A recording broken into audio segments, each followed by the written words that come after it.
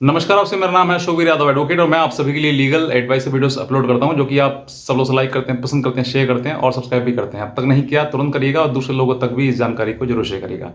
देखिए, ऐसे बहुत सारे हस्बैंड्स हैं जो ये कहते हैं कि सर मैं पैसे अपनी पत्नी को नहीं दूंगा चाहे मुझे जेल क्यों ना भेज दें।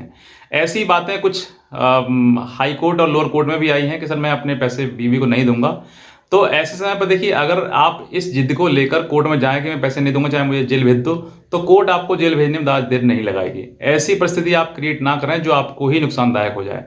आपको तरीका है, मान लीजिए आपकी पत्नी ने कोई मेंटेनेंस का केस फाइल कर दिया या फिर आपको एक्स पार्टी ऑर्डर करा लिया है और उस पर अब रिकवरी आपके पास आई है पैसा देने के लिए, तो आप उसकी चैलेंज करिए। उसको या तो हाई कोर्ट में चैलेंज करिए या फिर लोअर कोर्ट में ही उसको रिकॉल कराने के लिए आप चैलेंज करिए। आप चैलेंज करेंगे तो आपको वो मौका मिलेगा आपको सुनने का, आपकी अपनी बात कहने का कि मैं रखना चाहता हूं या नहीं रखना चाहता हूं, जो भी बात परिस्थिति आपके सामने है, जो भी आपकी प्रॉब्लम है। क्योंकि एक तरफा बात हमेशा अच्छी लगती है, अगर दोनों पक्ष अपनी बात सुनाएंगे तो बात समझ में आएगी कि हाँ वाकई कहाँ गलती है। तो ऐसी समय पर आपके लिए इन सब चीज़ों से ऐसा नहीं करना है कि मैं पैसा नहीं दूंगा चाहे मुझे जेल भेज दो। तो कोर्ट को जेल भेजने में क्या दिक्कत आ रही है? बस ये है कि वो प्रक्रिया है, आपको बुरा लगेगा भला लगेगा, लेकिन फिर भी आप ये समझिए कि आपको कोर्ट के सामने ऐसी परिस्थिति खड़ी क्यों कर रहे हैं।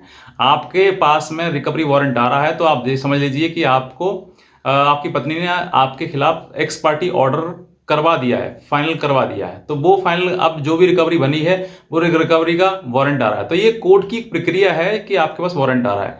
अब उस वारंट से बचने के लिए, गिरफ्तारी से बचने के लिए, या तो आप उसी कोर्ट में जिस कोर्ट से आपको पास हुआ है ये ऑर्डर, एक्स पार्टी हुआ है, उसी कोर्ट में आप उसको रिकॉल कराने के लिए कि सर मुझे भी सुना जाए, मुझे नहीं सुना गया, एक्स पार्टी ऑर्डर कर लिया गया, मैं कैसे पैसा पे कर दूं। तो आप उस अपनी बात रखें अपने कोर्ट में वहीं पर उसी में, और अपनी बात रखते हुए ये बात कहें कि हमें सुना जाए। तो अगर आप ये बात कहेंगे तो सुनने वाली बात ठीक है, आपकी बात जायज़ है, लेकिन जहां पर आप ये कहेंगे सर मैं तो पैसे नहीं दूंगा चाहे मुझे जेल भेज दो, तो ये आपकी बेतुकी बात हो जाएगी, जिद वाली बात हो जाएगी। ये सही बात नहीं है, इसमें आप चोट खा जाएंगे, नुकसान खा जाएंगे। तो ऐसे समय पर आपके लिए बस यही है कि आप या तो लोअर कोर्ट के लिए रिकॉल कराएं या फिर आप अपने हाई कोर्ट में उसी के लिए रिवीजन में चले जाएं। दोनों रास्ते आपके सामने हैं, लेकिन आप ये सोचें कि मैं नहीं दूंगा कुछ भी कर लीजिए तो आपको कोर्ट उठा कर जेल भेज देगी। वो दिक्कत फिर आपकी दिक्कत है, आप कब तक पड़े रहेंगे। अब कुछ लोगों को ये भी सवाल आता है कि सर कब तक जेल करेगी कोर्ट हमें। तो देखिए, कोर्ट का कोई भी ऐसा मतलब कोई क्राइटेरिया नहीं है कि आप 1 महीना 2 महीने जेल काट कर जाएंगे आपका पैसा माफ हो जाएगा, नहीं।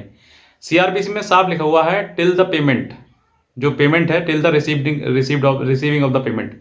जब तक आप रिसीव नहीं करेंगे तब तक कोर्ट चाहे तो आपको जेल में भी रख सकती है। लेकिन अगर कोर्ट चाहती है कि भाई, क्योंकि कोर्ट को ये भी लगता है कि जब तुम जेल में रहोगे तो पेमेंट कौन देगा, मतलब कौन पैसा देगा, तो इसलिए आपको जेल में ना भेज के उसको 1 महीना या 2 महीना अंदर रखेगी। उसके बाद और स्वतः ही कोर्ट को लगेगा कि भाई इसको छोड़ देना चाहिए तो छोड़ देगी कोर्ट।